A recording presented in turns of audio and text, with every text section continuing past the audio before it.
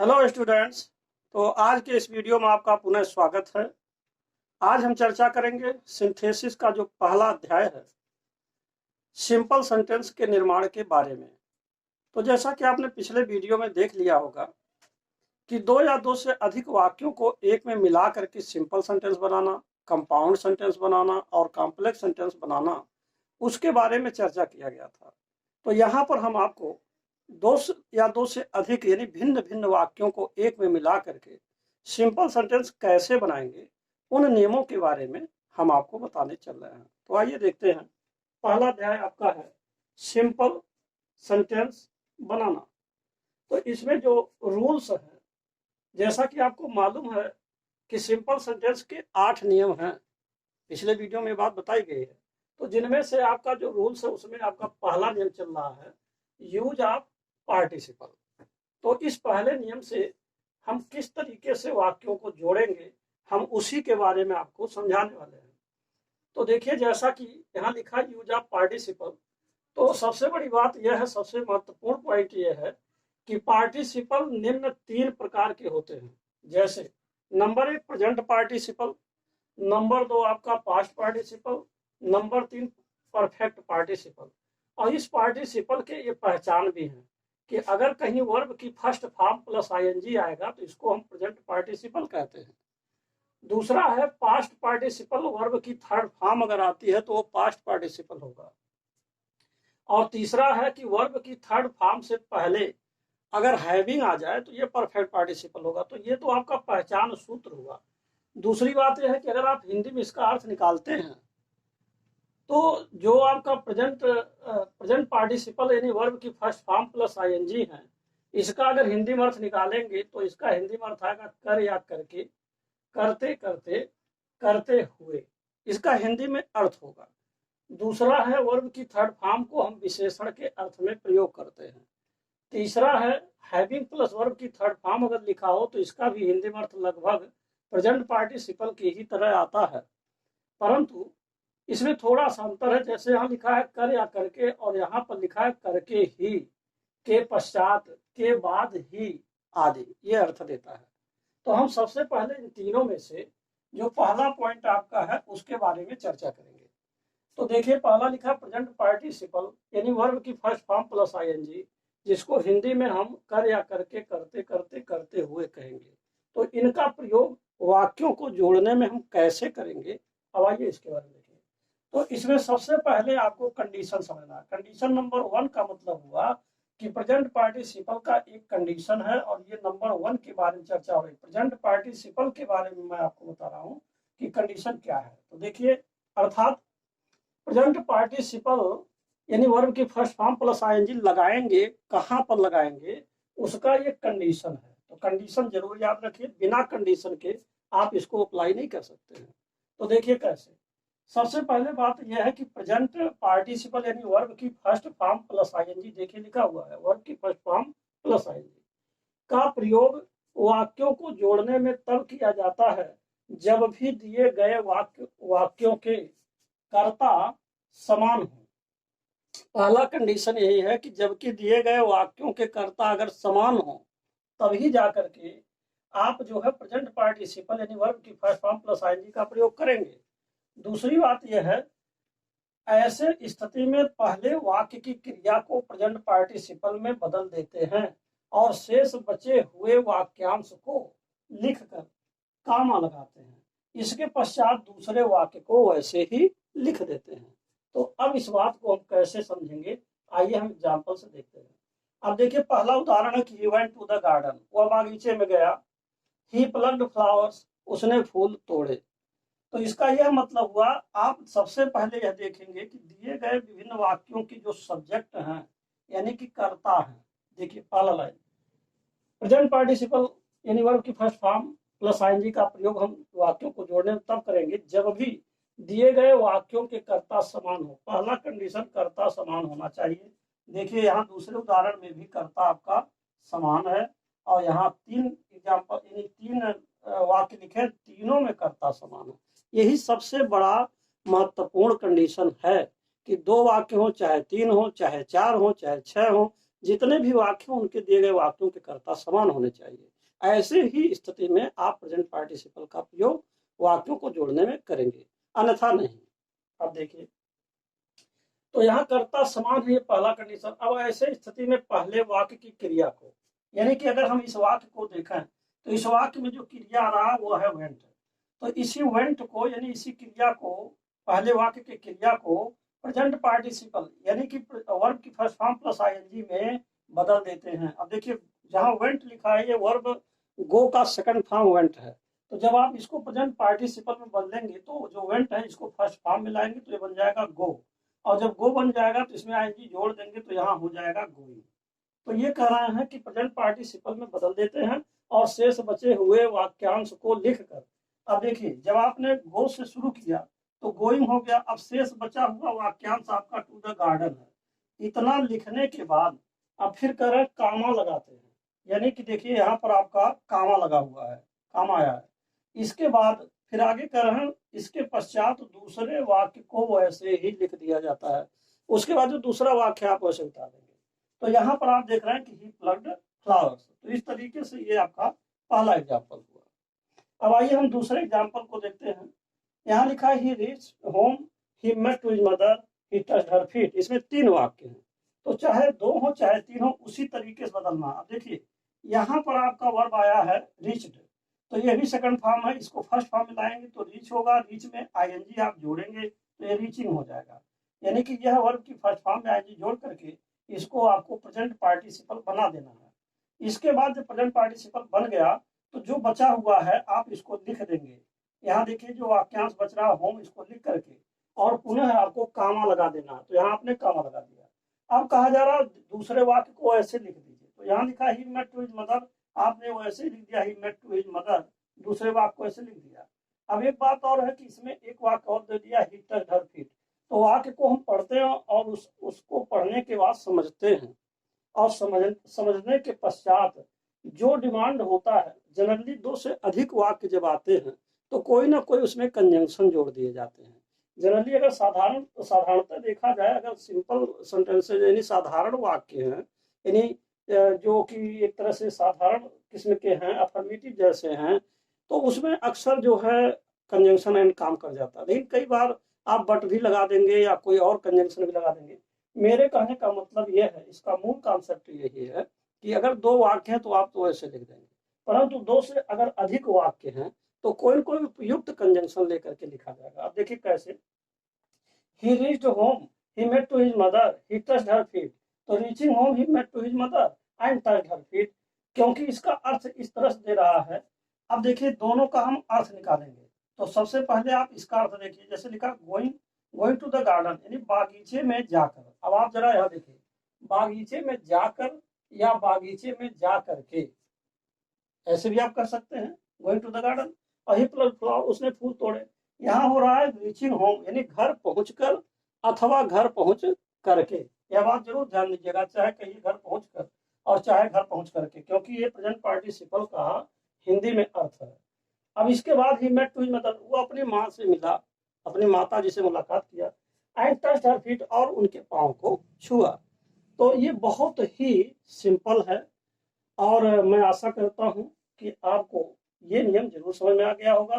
तो हमने आपको यहाँ पर केवल आपको पहला प्रेजेंट पार्टिसिपल का प्रयोग कैसे होगा कंडीशन नंबर 1 के तहत हमने समझा दिया है। अब आप जो इसमें दूसरा पॉइंट है यानी बी में है पास्ट पार्टिसिपल का प्रयोग करके कैसे वाक्य जोड़ेंगे अथवा आप परफेक्ट पार्टिसिपल का प्रयोग करके कैसे जोड़ेंगे, ये आप आगे पढ़ेंगे। तो अब आप देखिए नंबर 2 पॉइंट पास्ट पार्टिसिपल के बारे में।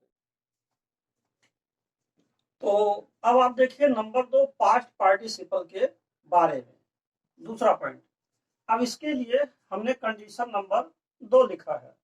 अब इसमें बात यह है कि जब दिए गए विभिन्न वाक्यों में से किसी एक वाक्य में आई हुई क्रिया, जैसे मान लीजिए 2 वाक्य दिया गया, किसी एक वाक्य में जो उसकी वर्ब आई है दूसरे वाक्य में आए हुए किसी नाउन की विशेषता प्रकट करने लगता है, तो ऐसी स्थितियों में सिंथेसिस करते समय हम उस क्रिया को नाउन से पहले लिख देते हैं। अब जैसे एग्जांपल देखिए, पहला उदाहरण आपका है आई फाउंड माई पेन तो पहले उदाहरण में देख रहे हैं कि मैंने अपने कलम को पाया, तो यहाँ जो पेन है ये आपका नाउन है, देखिए। और दूसरा इट वाज लास्ट, ये खो गई थी, तो खो गई थी ये आपका वर्ब है। जैसे लूज माने खोना होता है, तो लूज का ये थर्ड फॉर्म है, ये पैसिव वॉइस में लिखा गया इट वाज लास्ट, तो ये आपका थर्ड फॉर्म है, तो खो गई थी। अब बात यह है कि जो पेन है वह खो गई थी और उसको मैंने पाया, तो पेन का जो संबंध है यहाँ पर देखिए, जो लास्ट है और पेन का जो नाउन है उससे इसका संबंध है। तो इस तरीके से जब हम इसको जोड़ेंगे तो I found my last pen हो जाएगा, अर्थात मैं अपनी खोई हुई कलम को पाया। तो यहाँ पर आप देख रहे हैं कि ये जो आपका नाउन है, और अब बात यह है जो ये वर्ब था यहाँ लिखा गया, परंतु अब ये वर्ब नहीं रह गया, अब यह बन गया एडजेक्टिव। यही चीज आपको समझना है। देखिए, भले ही ये वर्ब की थर्ड फॉर्म है, परंतु यहाँ देखिए पास्ट पार्टिसिपल वर्ब की थर्ड फॉर्म जो होती है यह वाक्य में एडजेक्टिव यानी विशेषण का कार्य करती है, विशेषण के अर्थ में यूज किया जाता है। अर्थात कोई विशेषण क्या होता है, किसी भी नाउन से पहले जो शब्द आता है, जो उस नाउन की विशेषता प्रकट करता है, वो एडजेक्टिव हो जाता है। तो ऐसी स्थिति में कभी कभी जो वर्ब की थर्ड फॉर्म है पास्ट पार्टिसिपल, यह भी वाक्य में किसी भी नाउन से पहले आकर के विशेषण का काम करने लगता है। तो यही चीज आपको ध्यान देना है कि किसी एक वाक्य में आई हुई क्रिया रहेगी, किसी दूसरे वाक्य में आए हुए किसी नाउन को सपोर्ट करेगी। ऐसी स्थिति में जो नाउन को सपोर्ट करने वाली क्रिया है वही उस नाउन से पहले लिख करके एडजेक्टिव के रूप में सिंथेसिस कर देते हैं। अब आइए हम दूसरा उदाहरण देखते हैं। दूसरे उदाहरण में बात यह है कि यहाँ पर लिखा हुआ है कि Brajesh last his book, Brajesh ने अपनी किताब खोया, ही सर्च फॉर इट, और उन्होंने इसके लिए खोज भी किया। तो इसका मतलब हुआ कि Brajesh search for his last book. अब यहाँ पर भी आप देख रहे हैं बुक जो है आपका नाउन है, और यहाँ पर लास्ट जो है एक एडजेक्टिव का काम कर रहा है। परंतु यहाँ पर एक बात और है कि जैसे ब्रजेश लास्ट हिज बुक, यहाँ देख रहे हैं कि जो लास्ट है ये आपका वर्ब है, और यहाँ जो आपका आ रहा है बुक, ये आपका नाउन है। तो यहाँ पर कैसे संभव है कि एक ही लाइन में दोनों आ जा रहा है। आप ये सोचेंगे कि यहाँ पर दो लाइन है, पहले लाइन में नाउन है, दूसरे लाइन में आपका वर्ब है, लेकिन यहाँ तो पहले ही लाइन में वर्ब और नाउन है, दोनों को इकट्ठा यहाँ लिख दिया गया है। तो इसका कैसे संबंध है? तो इसमें कोई दिक्कत नहीं, समझने की बात है। बात वास्तव में ये है कि जैसे ब्रजेश ने अपनी किताब खो दी, और फिर कहा जा रहा उसने इसकी खोज की, अर्थात ब्रजेश अपनी खोई हुई किताब को खोजा। तो इसका मतलब हुआ कि Brajesh search for his last book. लेकिन इसे और भी क्लियर स्पष्ट समझने के लिए आप देखिए इसमें थोड़ा सा परिवर्तन ला रहे हैं। बात वही है, बस केवल लिखने का तरीका बदला है। जैसे मान लीजिए ब्रजेश लास्ट हिज बुक लिखा है, तो सबसे पहले हम लिखते हैं ब्रजेश। अब यहाँ देखिए जरा, अगर हम ऐसे लिखते हैं कि ब्रजेश और इसके बाद लिख दिया जाए सर्चड, यहाँ सर्चड ले लीजिए, इसका जो मुख्य क्रिया है सर्चड। अब इसके बाद लिखिए हिज बुक, यहाँ हो जाएगा हिज बुक। अब अर्थ दे रहा है कि ब्रजेश ने अपनी किताब की खोज की। अब बचा क्या? अब ब्रजेश का जो प्रोनाउन होगा उसको हम ही पहले लिख देंगे, दूसरी लाइन बनेगी ही। अब जब ही हो गया तो इसके बाद क्या होगा? अब जो लास्ट है इसकी सेकंड फॉर्म लगा देंगे, यानी कि ही लास्ट हो जाएगा, और लास्ट के बाद लिख सकते हैं और इट। अब देखिए सर्च, यहाँ एक छूट गया था, यहाँ आप लिखेंगे सर्च फॉर और इसके बाद हिज बुक। यहाँ देखिए जैसे सर्च फॉर जो आ रहा है ये दोनों एक क्रिया है, तो Brajesh search for his book, और जो बच रहा है, बच क्या रहा है? ही बच रहा है, और इसके बाद जो है आपका जहाँ जो लास्ट है तो ही लास्ट इट, उसने इसे खो दिया था। लेकिन अब एक प्रश्न इसमें ये आ जाता है कि यहाँ लास्ट जो है वर्ब की सेकंड फॉर्म है, यह भी ध्यान देंगे आप, ये वर्ब की सेकंड फॉर्म है।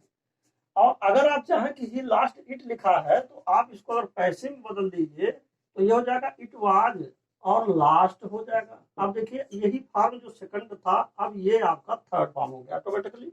तो चाहे लिखिए ही लास्ट इट, चाहे लिखिए इट वाज लास्ट, और यहीं पर आप बाई हिम भी लगा सकते थे, पैसिव बन जाएगा बाई हिम, यानी कि ये उसके द्वारा खोया गया। तो फिर तो वही बात हुई ना, Brajesh searched for his book, Brajesh ने अपनी किताब खोई, और it was last by him, यानी ये उसके द्वारा खो दिया गया था। अर्थात Brajesh search for his last book. तो फिर बात तो वही आ गई। तो इसलिए इसमें आपको कोई घबराने की बात नहीं है कि ये जो है कैसे हो गया है और किस तरीके से जोड़ा गया, केवल लिखने का तरीका अलग है, बस इतना सी बात है। नहीं तो ये जो कॉन्सेप्ट है ना, इस कॉन्सेप्ट को ही आपको समझना है कि अब किसी एक वाक्य में आई हुई क्रिया रहेगी, किसी दूसरे वाक्य में आए हुए किसी नाउन को सपोर्ट करेगी। और उसी, अब एक बात यह भी है कि अगर ऐसे वाक्य आ जाता तो क्या करेंगे, तो इसमें पढ़ना चाहिए, समझना चाहिए, और इसके आधार पर यह देखना है कि जो क्रिया नाउन से ताल्लुकात रख रही है उसी को हमको एडजेक्टिव बना देना है। तो इस तरीके से आपका पास्ट पार्टिसिपल के द्वारा जो विशेषण के रूप में वाक्य में काम करता है और विभिन्न प्रकार के वाक्यों को जोड़ा जाता है। तो इस तरीके से ये था आपका पास्ट पार्टिसिपल के बारे में। अब आप देखेंगे परफेक्ट पार्टिसिपल के बारे में। अब आप देखिए नंबर 3, तीसरा है परफेक्ट पार्टिसिपल, यानी कि हैविंग प्लस थर्ड फॉर्म का प्रयोग हम कैसे करेंगे। तो इसमें देखिए, इसमें कंडीशन नंबर 3 लिखा हुआ है। कंडीशन नंबर 3 क्या है कि इस नियम का प्रयोग हम वाक्यों को जोड़ने में तब करते हैं जब एक कार्य पूर्ण रूप से समाप्त हो गया हो और इसके बाद दूसरा कार्य शुरू हुआ हो। तो ये तीसरा जो आपका परफेक्ट पार्टिसिपल है, परफेक्ट पार्टिसिपल का प्रयोग तभी होगा, ये कंडीशन है कि जब एक काम पूर्ण रूप से समाप्त हो गया हो और इसके बाद ही दूसरा कार्य शुरू हुआ हो। जैसे एग्जांपल्स देखिए, पहला उदाहरण इसमें है ही फिनिश्ड हिज वर्क, उसने अपने कार्य को समाप्त कर दिया। ही वेंट होम, वह घर चला गया। तो इससे पता चल रहा है कि उसने अपने कार्य को समाप्त कर दिया, यानी कि एक कार्य हो चुका है और इसके बाद दूसरा कार्य है कि वो घर गया। तो ऐसी स्थिति में आप इसको हैविंग फिनिश्ड इस प्रकार आप लिख देंगे, ये हो जाएगा हैविंग फिनिश्ड। देखिए हैविंग और फिनिश्ड, और इसके बाद जो है ये आपका बदल गया हैविंग प्लस वर्ब की third form. Having plus verb की थर्ड फॉर्म अगर लगाएंगे तो ये परफेक्ट पार्टिसिपल हो जाएगा। तो हैविंग फिनिश्ड हिज वर्क कामा कर देंगे, दूसरी लाइन आप ही वेंट होम ऐसे उतार देंगे। अब इसी तरीके से उदाहरण नंबर 2 है। अब दूसरे के बारे में देखिए, तो इसमें लिखा है ही रेज्ड हिज गन, ही टुक एम, ही शॉट ए बर्ड। तो यहाँ पर ये बात है कि यहाँ 3 वाक्य दिया गया, इसमें तो 2 वाक्य था, इसमें देखिए 3 वाक्य हैं। तो इसमें भी बात यह है कि उसने अपना बंदूक उठाया, उसने निशाना लिया या निशाना साधा और वह एक पक्षी को मारा। तो इसका मतलब हुआ कि पहले इसमें देखिए एक काम ये हो गया कि उसने बंदूक उठाया, एक काम ये पूरा हो गया। दूसरा है कि उसने जो है निशाना साधा, तो यह भी एक तरह से निशाना जब साध लिया तो एक कार्य पूर्ण रूप से हो गया। इसके बाद तीसरा काम आ रहा है कि उसने पक्षी को मारा। तो इसी तरीके से हम इन दोनों ही वाक्यों को, इन दोनों ही वाक्यांशों को हम इसमें परफेक्ट पार्टिसिपल बनाते हुए लिख देंगे। तो क्या हो जाएगा, अब हो जाएगा हैविंग और रेज्ड हो जाएगा, इसके बाद हिज गन, हैविंग रेज्ड पहले लिख देंगे, इसके बाद his gun and taken aim. और अब इसका अर्थ हो रहा है कि अपने बंदूक को उठा करके और निशाने को ले करके ही शॉट ए बर्ड। तो ही शॉट ए बर्ड का मतलब उसने पक्षी को मारा। तो ये आपका दूसरा वर्क हो गया। अब एक चीज और समझना है यहाँ पर कि उदाहरण नंबर 3 जो आपका आ रहा है, इसमें देखिए लिखा he was given a prize by principal, by the principal. He was given a prize by the principal का मतलब क्या हुआ, इसका यह मतलब है कि ये वाक्य जो है पैसिव में लिखा गया है। देखिए यहाँ वाज और गिवन आया है। तो एक नियम है कि जब कभी भी वर्ब टू बी आते हो, यानी कि वर्ब टू बी एक शब्द है जिसको आप जिसे आप कर सकते हैं इज, एम, आर, वाज और वर। इसी इज, एम, आर, वाज, वर को ही वर्ब टू बी कहा जाता है। तो वर्ब टू बी अगर आ रहा है और प्लस इसी में वर्ब की थर्ड फॉर्म अगर आ जाए तो वह वाक्य पैसिव होता है। तो ऐसे स्थिति में आप देख रहे हैं कि he was given a prize by the principal. तो ये देख रहे हैं कि ये वाज गिवन आया पैसिव है। तो जब ये क्वेश्चन ही आपका पैसिवाइज है, तो जब आप इसको आंसर लिखेंगे और परफेक्ट पार्टिसिपल में बदलेंगे तो हैविंग प्लस थर्ड यानी कि हैविंग प्लस वी थर्ड, ये जो है परफेक्ट पार्टिसिपल का एक्टिव वॉइस है। जब आप इसको पैसिव वॉइस बन देंगे तो हैविंग प्लस बीन जोड़ देंगे प्लस वी थर्ड हो जाएगा, बस और ज्यादा कुछ नहीं करना है। तो यहाँ हो जाएगा हैविंग और यहाँ हो गया आपका बीन और यहाँ हो गया गिवन। कहने का मतलब ये है कि आप यहाँ पर ये देखिए कि केवल आपका यहाँ हैविंग के बाद बीन अलग से जुट रहा है, यानी कि हैविंग प्लस थर्ड फॉर्म तो लगा ही लगा है, केवल बीइंग जोड़ा जा रहा है। और बीइंग इसलिए जुड़ रहा है क्योंकि ये क्वेश्चन आपका जो दिया है ये पैसिव वॉइस में था, तो इसको भी आपने पैसिव बदल दिया, बाकी अर्थ वही देगा। तो having been given a prize by the principal he felt happy. तो इस तरीके से ये आपके तीसरे उदाहरण हुए। अब एक बात और है कि जैसे परफेक्ट पार्टिसिपल जो वर्ब हैविंग प्लस वर्ब की थर्ड फॉर्म है, जिसका हिंदी में अर्थ करके ही के पश्चात के बाद आदि अर्थ आता है। अब जैसे मान लीजिए अगर हमें इसका अर्थ निकालना है, तो जैसे ही finished his work he went home, तो अपना काम समाप्त करके ही वह घर गया। ही वेंट होम यानी अपना काम समाप्त करके ही वह घर गया, अर्थात वो अपना काम समाप्त करने के बाद वह घर गया, अपना काम समाप्त करने के पश्चात वह घर गया। तो इस तरीके से आपका हिंदी में अर्थ यह देगा करके ही, के पश्चात, के बाद या के बाद ही आदि। इस तरीके से इसमें आपका अर्थ आएगा। तो इस तरीके से अगर आप देखिए तो यहाँ पर आपने परफेक्ट पार्टिसिपल का 3 एग्जाम्पल देखा और जो कि इस सूत्र को सपोर्ट कर रहा है। तो इस तरीके से पहला जो खंड आपका है सिंपल सेंटेंस बनाना, इसमें जो आपका पहला नियम था यूज ऑफ पार्टिसिपल, तो यूज ऑफ पार्टिसिपल से संबंधित प्रेजेंट पार्टिसिपल, पास्ट पार्टिसिपल और परफेक्ट पार्टिसिपल के बारे में आपने इन नियमों को पढ़ा। और मैं यही आशा करता हूं कि आपको ये जो पहला प्रयोग है use of participle in making simple sentences, यानी साधारण वाक्यों को बनाने में जो पार्टिसिपल की यूजेज हैं, इनसे संबंधित जितने नियम हैं, ये आपको अच्छी तरीके से समझ में आ गए होंगे। तो यदि आप मेरे चैनल पर पहली बार हैं तो कृपया मेरे चैनल को सब्सक्राइब अवश्य कर दें, साथ ही साथ बेल आइकन भी प्रेस कर दें, जिससे कि जो भी नए नए वीडियोज मैं सिंथेसिस से रिलेटेड बना रहा हूं, उसका नोटिफिकेशन आप तक पहले पहुंच सके और आप उसका समुचित लाभ भी उठा सके। And finally thanks for watching this video.